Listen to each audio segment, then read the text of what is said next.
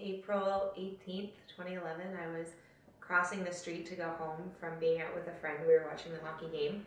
It was like 2 in the morning, and I'd gone ahead to grab a cab because she had a walking cast on.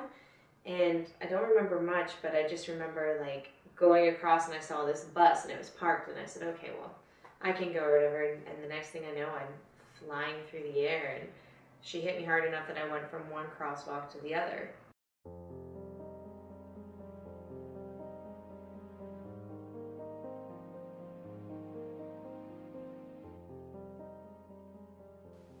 And my friend came up and she's freaking out, and I'm going, stop, stop. And she's like, what? I'm like, are my legs moving? And she's like, what? I'm like, are my legs moving? And she's, no. And I said, okay, now you can freak out. Like, what had happened was she hit me in my neck and I broke it in 3 places, and it damaged my spinal cord. All I could do when I woke up was move my arms up and down. Everything else was completely paralyzed, and I had over 200 stitches in my head and down the back of my neck, and they took bone from my hip and fused my vertebrae together, my C5 and C6, I believe, and they put a rod and 2 plates and a couple screws in my neck, and yeah, when I woke up, I thought it was a bad dream. I wouldn't open my eyes, and then I did, and I see my mom on one side, and I see my dad on the other, and my mom lives in Pitt Meadows, and my dad lives in Terrace, BC, so that's like 17 hours away, and I'm looking at them, and I'm like, oh crap, it must be really bad if you two are in the same room over me, like this can't be good. At one point in the ER though, I had said to her, she's like, it's gonna be okay, and they wanted to take me into surgery, and I kept saying, I can't feel my legs, I can't feel them, and she's like, it's okay, and I said, Mom, you have to kill me. Like, I can't deal with not being able to walk, being able to walk for 22 years and never again, and all she said was, you know, we'll deal with it in the morning. And the doctor, my sleep was really screwed up at that point. Like I was in pain, I couldn't sleep, I could sleep. It was off and on every couple hours, and he wakes me up at 6:30 in the morning after I had maybe an hour of sleep, and I was cranky. And he's like, okay, so, you know, are you feeling this? Are you feeling that? And I said, no.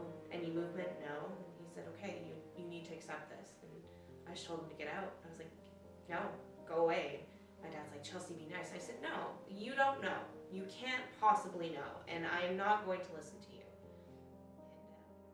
And I wanted to sing, and musical theater was a huge part. It was a running, not a joke, but a running plan with my friend Ryan that we were just gonna up and leave to New York. We don't care if we had to live in a studio apartment and starve. We were gonna go to New York, and we were gonna do what we had to be on Broadway.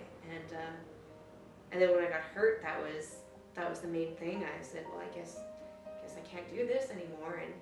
And when they did my operation, they had to go through the front of my neck, and they had to move my vocal cords around, and they had to do a lot of front fixing of like the vertebrae. And my Nana, who is the whole reason I love singing, I grew up watching her on stage singing and acting. She asked the doctor, she said, you know, she's a singer, like her lungs are strong, she'll get it back, can she sing? And the doctor looked at her and said, I will be lucky if I ever speak again. Don't expect to sing.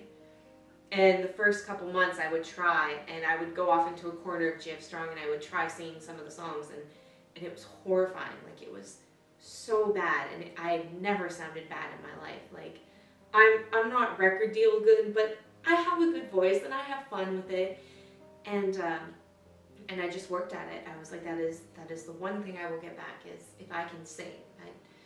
I will work on walking, and I will work on singing, and it was just, yeah, that was heartbreaking.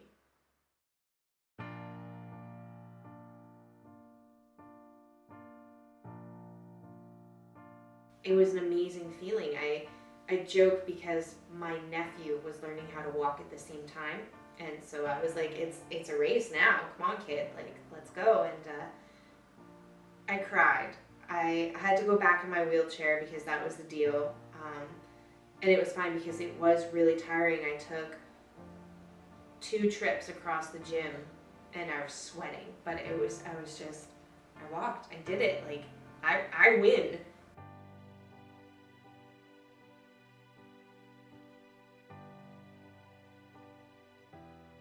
Alan's deal was, you come back, I will carry you across the stage if I have to, but we will take you back. And Alan Lysell had said, we'll set up a different time for you to come in and audition, because when you're a second year in the theater program, you have to come in and audition for the directors to get your parts in the plays that you will be in. And the best part was calling him and saying, you're not going to have to carry me, and I can make it to the actual audition with everybody else. And he was silent on the phone, and it was just the best phone call that I got to make. That was one of my favorites. My dreams are still acting and singing and being involved in the art community, but they've kind of adapted to my new lifestyle, which is I really want to start a not-for-profit theater company, and I want to do a play where you always have one main character with a disability. Whether it's, what I really wanted to do for the first one was take something like The Scarlet Letter, and instead of it being about adultery, I want the letter to be D, to talk about disability and how a person's life is, you basically feel, and I feel sometimes, that I'm wearing this giant D around my neck. What I also really want to do is I want to go back to GF Strong as one of the counselors. And I want to be able to work with people that are in my situation, and because I get it, I see the looks on their faces when I go back for checkups or something, and I go, I know exactly where you are with that. I know exactly what you're feeling when you give me that look. And you're either angry at your physio, or you're angry at life, or you're angry because you can't feel anything, and you're young or you're old, and you're thinking, great, I have to depend on somebody forever now. And I just want them to know, I get it. I know how you're feeling, and there are ways to deal with this. So the one thing that I'm adamant about, regardless of what they tell you, you know your body. You know what you're capable of, and if you're willing to push it, you will get farther than anybody thought you would. Each morning I get up, I die a little, can barely stand on my feet. Take a look in the mirror and cry, Lord, what you doing to me? I've spent all my years in believing you, and I just can't get no release. Lord, somebody, can anybody find me somebody to love?